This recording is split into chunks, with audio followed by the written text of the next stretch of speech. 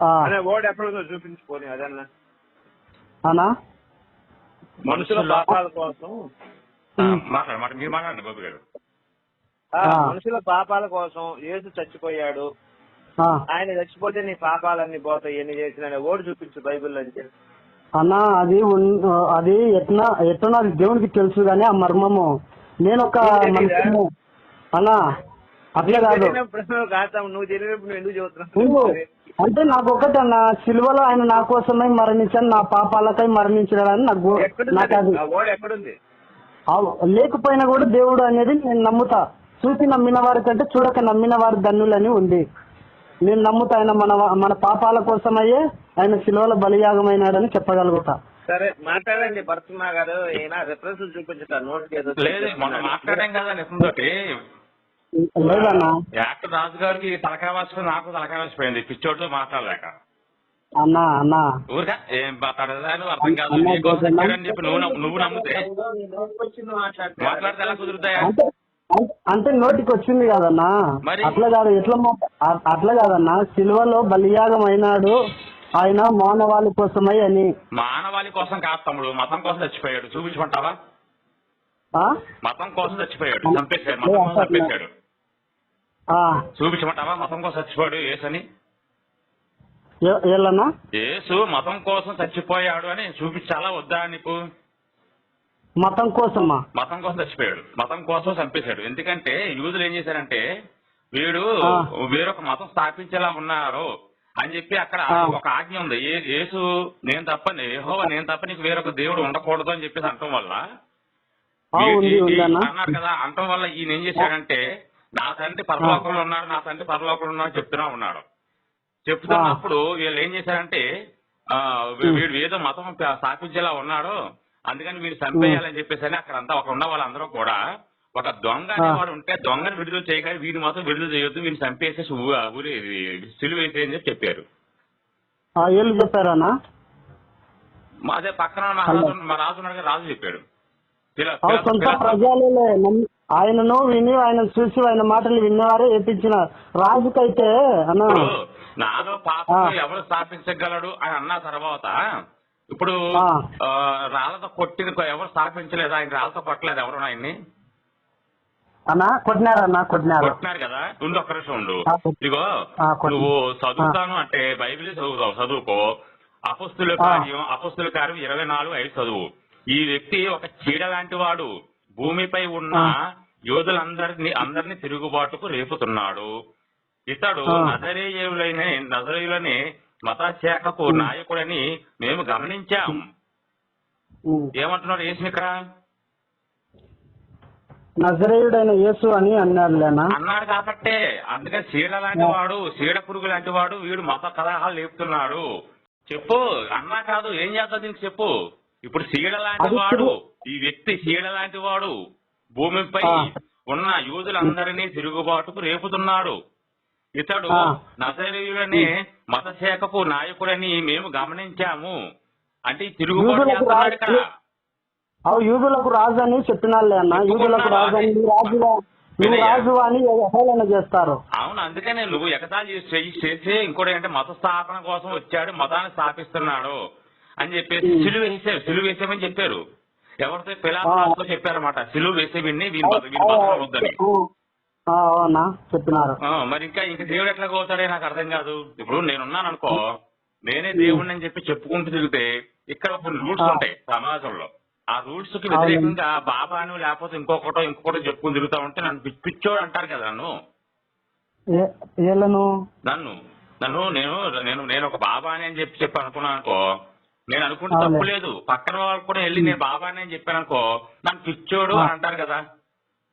అంటే నువ్వు నేను అనుకోవచ్చు అన్నట్టు. నేను కూడా మనిషే. ఇప్పుడు నరుల మానవ కన్యకు పుట్టినవాడు అంటే ఆడదానికి పుట్టినవాడు శుద్ధుడు ఎట్లా కాగలడు? అంటే పరిశుద్ధాత్మ వలన దేవుని మాట కాబట్టి అన్నా అట్లా ఆ విధంగా దేవుడు అవుతాడన్నా. దేవుడు అవ్వలేదు తమ్ముడు ఇక్కడ. దేవుడు అవ్వలేదు. ఎట్లా అంటే నీకు ఉన్నప్పుడు మేరీ కూడా కూతురే కదా ఈయనకి. ఎవరికి? యెహోవాకి కూతురే. మరి కూతురి కడుపు ఎలా చేశాడు యెహోవా చెప్పు నాకు. అంటే నేను ఇలాంటి చెప్తే కదన్నా, ఇప్పుడు దేవుడు నువ్వు కలుగును గాక అంటే కలుగుతాది. అది దానికి మనం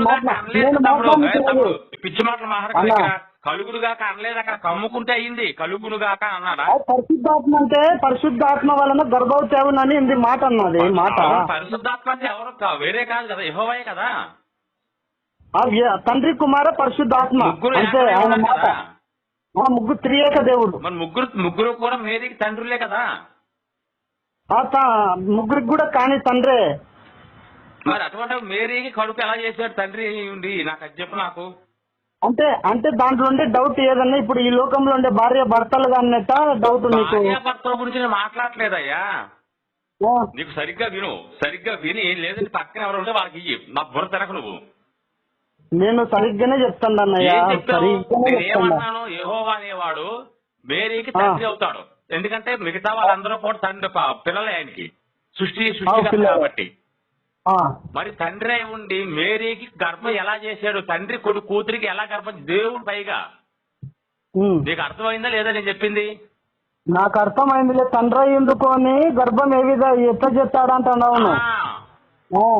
నాకు అర్థమైంది. ఎప్పుడు అర్థమైందన్నా? ఏంటి పరిస్థితి? అది పరిస్థితి ఏంటి? ఆయన మాట అంటే ఆమె పవిత్రురాలుగా ఎంచుకున్నాడు. నువ్వు కూడా అది ఎరుపు ఏం మాట్లాడుతున్నావు? నువ్వేం మాట్లాడుతున్నావు? ఏం మాట్లాడుతున్నా? అక్కడ మాట ఎక్కడ ఉంది? పరిశుద్ధాత్మ వలన గర్భవతి నవనని ఉంది కదన్న మాట. ఎవరు? దేవుడు. దేవుడు అని మరి మేరీకి ఏమవుతాడు?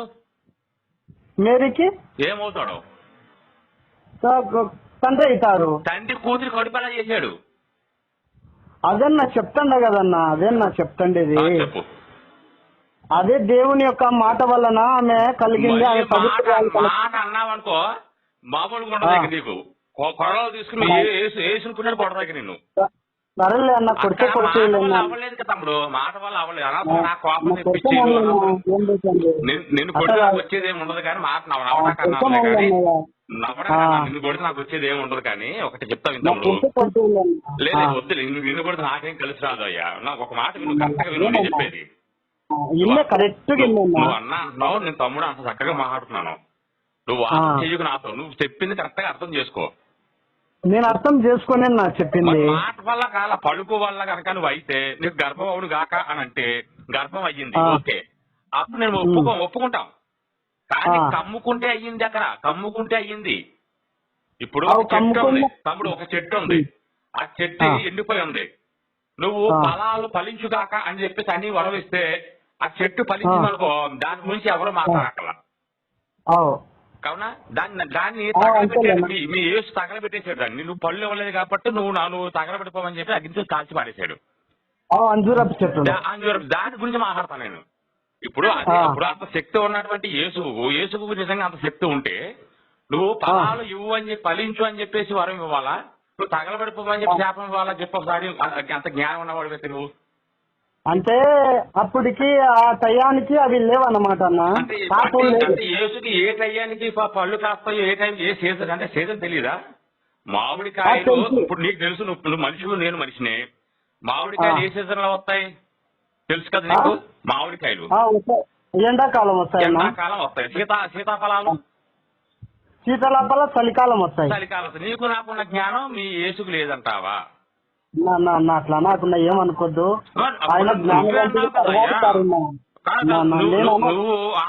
నువ్వు ఆ మాట అనుకో, నువ్వు వినాలయ్యా, విను. ఫస్ట్ ఒక చెయ్యి అటు ఒక చెయ్యి ఇటు వేసుకుంటున్నావు కాబట్టి అదే చెయ్యి అటు ఇటు పక్క వేసుకో. నువ్వు తగలబడిపో, లేకపోతే నువ్వు నాశనం అయిపో అని చెప్పేసి అనే బదులు నువ్వు సంవత్సరం అంతా కూడా ఫలించాలి, వచ్చిపోయే వాళ్ళ ఆకలి తీర్చాలి అని చెప్పేసి ఒక వరం ఇచ్చాడనుకో, ఈ రోజున నిజంగా యేసు దేవుడు కాకపోయినా ఆ పని చేసినందుకు దేవుడు అని చెప్పేసి మేమే అంటాం. కానీ అక్కడ ఏం చేశాడంటే ఒక చెట్టుడు చెప్పించాడు కదా, ఎట్లా దేవుడు అవుతాడు తమ్ముడు? అంటే నువ్వు చెట్టునే అనుకుంటున్నావు, దాంట్లో అంటే మర్మాలు దండి గండాయన్నా. తమ్ముడు బైబిల్లో ఏది ఉందో అది చెప్పు. నాకు బైబిల్లో ఏముంది అది చెప్పు. నీ మర్మాలు, నీ ఆత్మీయ అర్థాలు, నీ అభిప్రాయాలు నాకు వద్దు తమ్ముడు.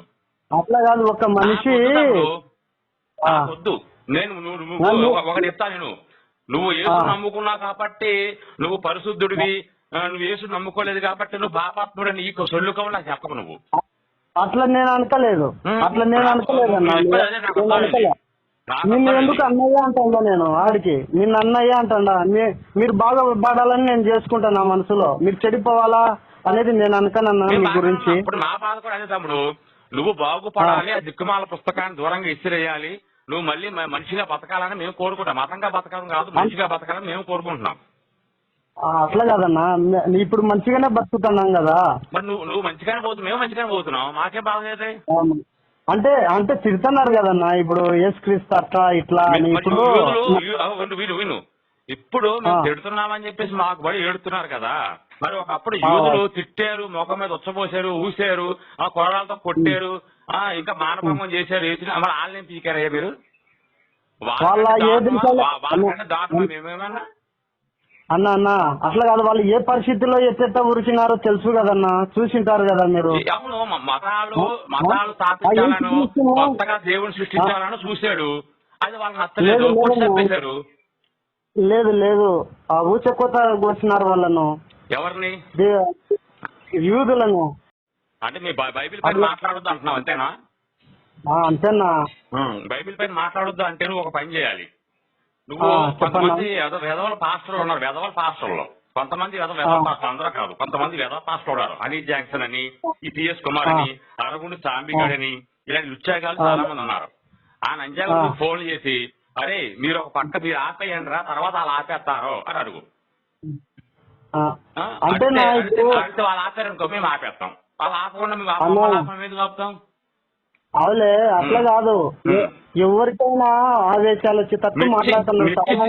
సినిమా చూసావా అన్న? నేను సినిమాలు చూడను అన్న, ఒకప్పుడు నేను చెప్తాను నేను. యుద్ధం ఆగాలంటే ఒక పక్క ఆగితే రెండో పక్క ఆగుద్ది కదా అని చెప్పి అనుకుంటాడు హీరో తండ్రి. అనుకుని ఏం చేస్తానంటే వాళ్ళని ఎవరిని కూడా, అరే బాబు మీరు ఎవరు యుద్ధాలు చేయకండి, శాంతంగా ఉండండి, సహనంగా ఉండండి, వాళ్ళే మారతారని చెప్పి అన్నాడు. అన్నప్పుడు అవతల వాళ్ళు వచ్చి ఇవతల వాళ్ళు కొడుతున్నా కూడా ఏం పట్టించుకోరు, మారారు, ఎందుకంటే మారతారు, ఎప్పటికైనా మారతారు అనేసి. వాళ్ళ విల గుణం కాబట్టి, మరి వీళ్ళ హీరో గుణం ఉంది కాబట్టి వీళ్ళు మారిపోయారు.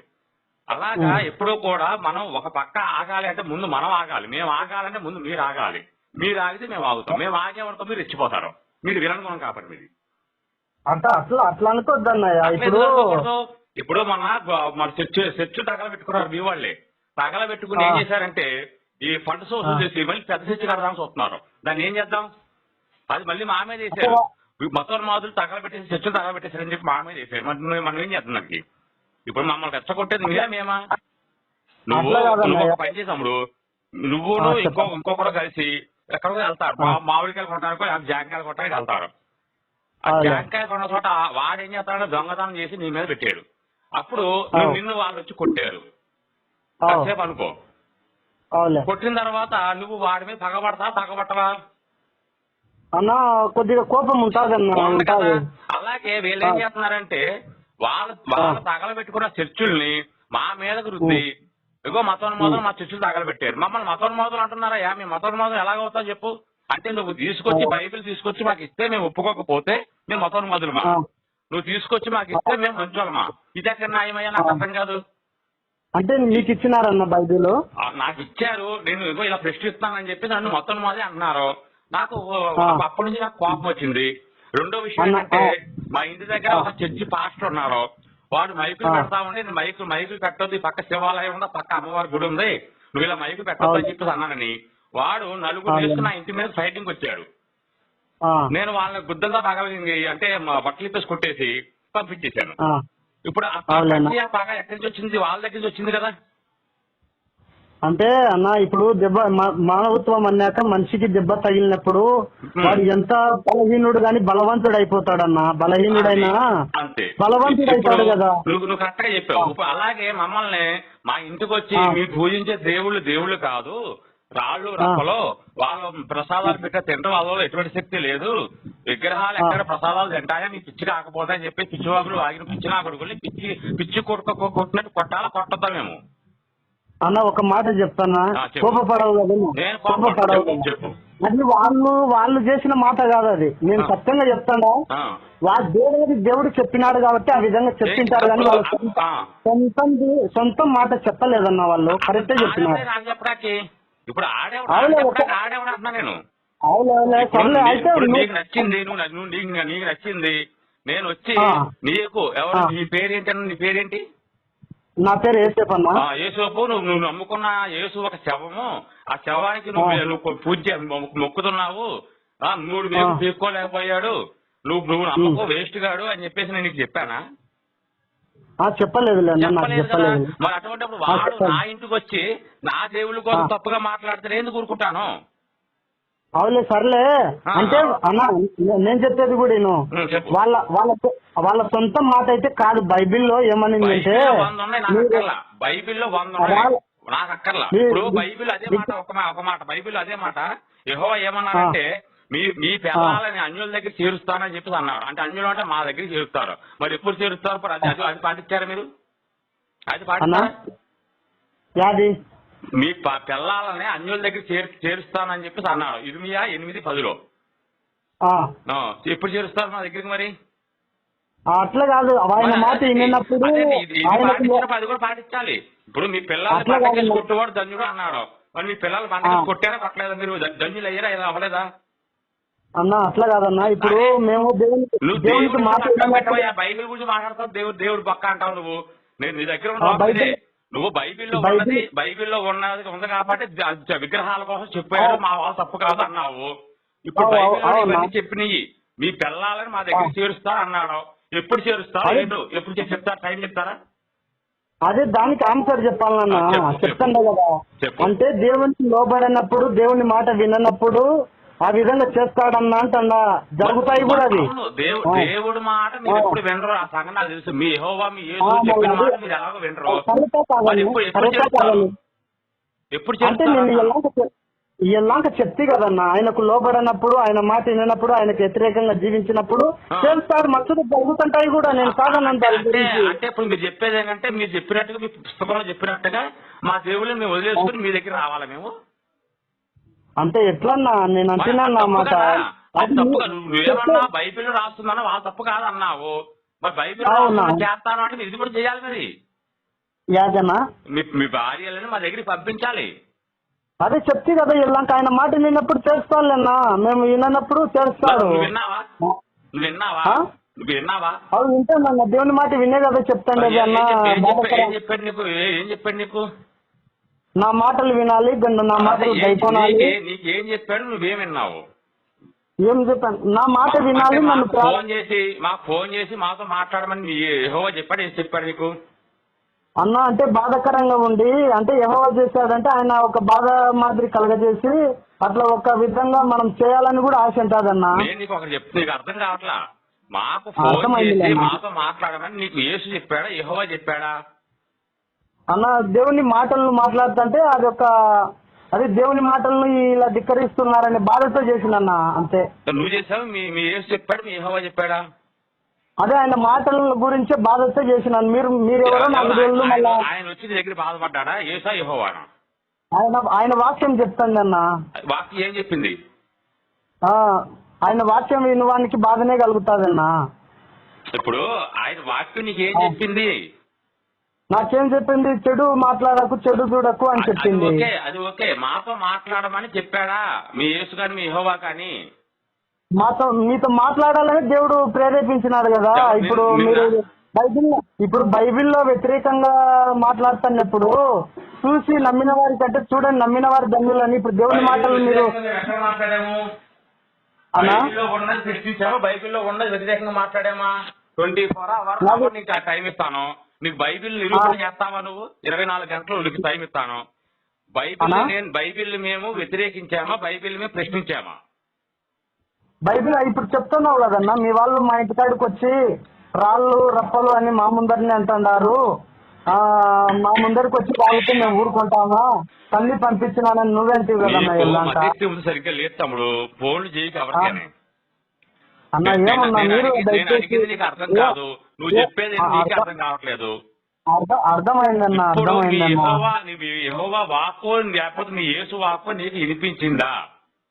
నీకు వినిపించిందా? మీ యెహోవా చెప్పింది కానీ మీ యేసు చెప్పింది కానీ నీకేమో వినిపించిందా?